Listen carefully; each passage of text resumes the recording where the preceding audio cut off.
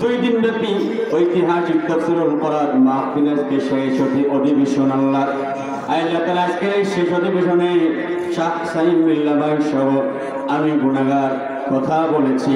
উপস্থাপনায় জাহাঙ্গীর কবির রতন ভাই। আল্লাহ তাআলা ঈশান নামাজের পরে ছোট্ট একটা তোমার আল্লাহ বান্দা কথা বলেছেন, সুন্দর কথা বলেছেন অনেক সময় নিয়ে। আর গতকালকে যা কথা বলেছে আমাদের বলা শোনার ভিতরে ভুল হয়ে যেতে পারে, সমস্ত ভুলগুলো দয়া করে মাফ করে দেয়। আল্লাহ তাআলা দীর্ঘক্ষণ পর্যন্ত কথা বললাম, আমরা মানুষ কথা বলতে গিয়ে ভুল হতে পারি। আল্লাহ আমাদের এই 2 হাতের দ্বারা জীবনে কত গুনাহ করলাম, কত অপরাধ করলাম, এই জবানের দ্বারা কত পাপের কথা বললাম, কত গীবত করলাম, কত মিথ্যা কথা বললাম। এই হাত তুলতে লজ্জা লাগে তোমার দরবারে আল্লাহ। ও আল্লাহ, আমরা গুনাহগার, তুমি গফফার। গফফার নামের খাতিরে আমাদের জীবনের গুনাহগুলো দয়া করে মাফ করে দাও। আল্লাহ তোমার কাছে হাত তুলেছি, কত রাত হয়ে গেল, তারপরও তোমার বান্দাগুলো একটা মানুষ উঠে যায় নাই। কোরআনের মাহফিলে বসে বসে কোরআন শুনলে অগ্রগতি যুব সমাজ কত ভালো, প্রতি বছর তারা মাহফিল দেয়। আল্লাহ তারা মানবতার কল্যাণে বিভিন্ন কাজ করে, বিভিন্ন কল্যাণের কাজে আমার ভাইরা আগায় যায়। কিয়ামতের ময়দানে অগ্রপথিকের সমস্ত সদস্যকে আল্লাহ তুমি জান্নাতের ফয়সালা করে দিও। আয় আল্লাহ, ওরা কত ভালো কাজ করে, সবচেয়ে ভালো কাজ তাদের তাফসীরুল কোরআন মাহফিল। আল্লাহ এই মাহফিলখানা কিয়ামত পর্যন্ত অব্যাহত রেখে আল্লাহ তুমি কবুল আর মঞ্জুর করে নাও। আল্লাহ তাআলা এই কোরআনের মাহফিল চালাতে গিয়ে বিগত দিনে কত পারমিশন লাগতো, আল্লাহ কত জায়গায় যাওয়া লাগতো। আমি একটু মুক্তি পেয়েছি আল্লাহ, এক জায়গা থেকে মুক্তি পেলাম যেন আর এক জায়গায় গিয়ে আমাদের আবার জালেমের হাতে পড়তে না হয়। আল্লাহ আয় আল্লাহ, তোমার কাছে যখন হাত করেছি কোরআনের কথা বলতে গিয়ে আবার পারমিশন লাগবে, এমন পরিবেশ যেন আর না পায়। কিন্তু এই দাওয়াত প্রচার করতে গিয়ে আমার নবীজি পর্যন্ত ছাড় পাই নাই। আম্মা জানা এসে বলেন, আমি নবীরে গোসল করাচ্ছি, পিঠের দিকে তাকায় দিকে বসন্তের মতো দাগ দেখা যায়। প্রশ্ন করলাম, হুজুর আপনার কি কখনো বসন্ত হয়েছিল? আমার নবী বলে না, আয়েশা আমার কখনো বসন্ত হয় নাই। এটা কোথা থেকে এসেছে? রাসূল বলে, আয়েশা তায়েফে গিয়েছিলাম, 10 দিন দাওয়াত দিলাম, আমার দাওয়াত কেউ কবুল করলো না। ফিরে আসার সময় তায়েফের যুবকেরা পাথর হাতে করে ওরা আমার পিঠের উপরে, আমার শরীরের উপরে এত জোরে পাথর মেরে দিয়েছিল, বৃষ্টির মতো বর্ষণ করে। আয়েশা 1.5 ঘন্টা পর্যন্ত বেহুশ অবস্থায় পড়েছিলাম, কোনো জ্ঞান ছিল না। জ্ঞান যখন ফিরে আসলো, তাকায়া দেখি এমন কোনো পশম নাই যে পশমের গোড়া দিয়ে রক্ত বের হয় নাই। নবী আমার বলে, আয়েশা রক্তগুলো বেয়ে বেয়ে, পাও বেয়ে বেয়ে বেয়ে জুতা পর্যন্ত লটকায় গেছে, আটকায় গেছে। আমার জ্ঞান ফিরল।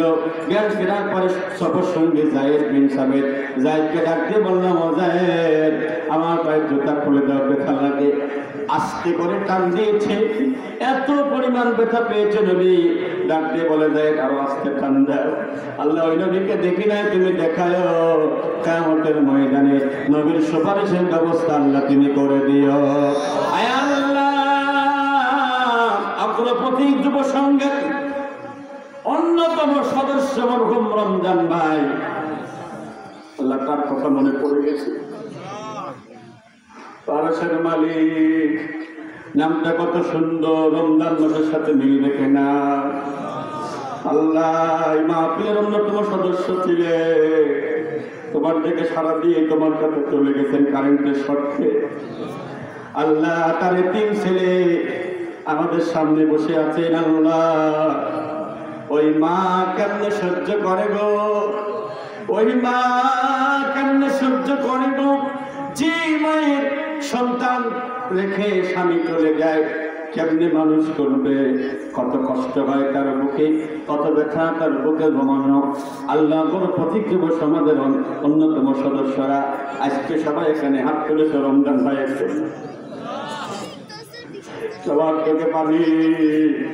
ও আল্লাহ আমার রমজান ভাইয়ের কবরটা জান্নাতের বাগান বানায় দাও আল্লাহ, তুমি তারে মাফ করে দাও ও আল্লাহ।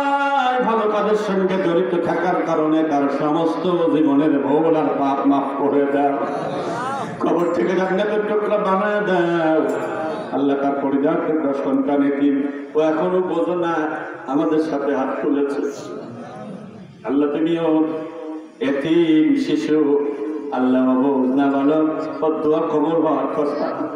সন্তানের তো আল্লাহ কবর করে আলেম বানায়, হাফেজ বানায়, বক্তা বানায় আল্লাহ। আমার প্রত্যেক যুব সমাজকে আল্লাহ তুমি কবুল করে দাও আল্লাহ। কিয়ামতের ময়দানে সবারকে ডানাতে আমল নামা দিও।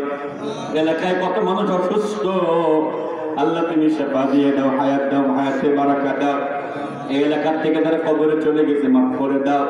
অনেকে হাত তুলেছে যাদের মা বলে ডাকার মতো কেউ নাই, অনেকে হাত তুলেছে আব্বা বলে ডাকার মতো কেউ নাই ও আল্লাহ। যারা মা হারিয়েছে, আব্বা হারিয়েছে, আরশের মালিক আজকে সবে বরাতের রাত, বরকতের রাত, এ রাতের ওসিলা যারা মা আব্বা কবরে আল্লাহ মাফ করে দাও আল্লাহ। বড় পথিকের যিনি সভাপতি আমার ভাইকে তুমি কবুল করো।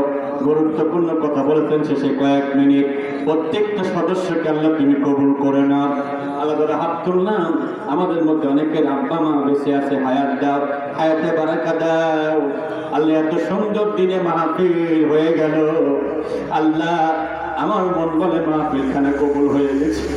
আর আদমের মালিক এই মাহফিলখানা কিয়ামত পর্যন্ত কবুল করে না আল্লাহ। এই যুবকেরা আজকের এই দিনে কত যুবক গান বাজনা করতেছে, তুমি দেখো আল্লাহ। আমার ভাইয়েরা গানের দিকে যাই নাই, আড্ডার দিকে যাবি নাই, কোরআনের মাহফিলের দিকে এসেছে। আমার ভাইদেরকে হযরত ওমরের মতো বানায় দাও, আলীর মতো বানায় দাও, অর্থশীল বানায় দাও, সম্পদশালী বানায় দাও। যাদের চাকরি নেই চাকরির ব্যবস্থা করে দাও আল্লাহ। আমার জাহাঙ্গীরকে বেরোতন ভাইকে কবুল করো, শাহ সাইন বিল্লাহ ভাইকে কবুল করো আয় আল্লাহ। বাংলাদেশ দাঈ ইলাল্লাহ ফাউন্ডেশনের জন্য তোমার কাছে দোয়া রাখলাম, আরজি রাখলাম, ইখলাস দিয়ে মুখলিস দায়ী হয়ে বাংলাদেশ দাঈ ইলাল্লাহ ফাউন্ডেশনের সঙ্গে থেকে দিনের কাজ করতে পারে আল্লাহ তৌফিক দাও আল্লাহ। কতগুলো মুরব্বী বসে আছেন, চোখে পানি, কত যুবক উঠাউঠি করে, মুরব্বীরা কেউ উঠাউঠি করে নাই। হাদিসে এসেছে কোন মুরব্বী যখন আল্লাহর কাছে হাত পাতে দাড়িগুলো পেকে গেছে, এই হাতগুলো দেখার পরে আল্লাহ খালি হাতে ফেরত দিতে আল্লাহ লজ্জা পায় আল্লাহ। তুমি প্রত্যেকের হাতগুলো কবুল করে নাও আল্লাহ। আমাদেরকে জালিম থেকে বাঁচাইছে, ওই জালিমদেরকে আল্লাহ প্যাকেট করে দাও আয় আল্লাহ রব্বুল আলামিন। আমার অনেক মা বোন এসেছেন, মা বোনদের কবুল করো, হায়াত দাও, বারাকা দাও। অনেক মা অসুস্থ সেবা দাও, অনেকের স্বামী খারাপ ভালো করে দাও, অনেক বোন বিয়ের উপযুক্ত হইতে সৎ পাত্রের ব্যবস্থা করে দাও। এই ত্রিমণি বারখাদার সব মানুষকে আল্লাহ তুমি কবুল করো, সবার উপর রহমত নাজিল করো।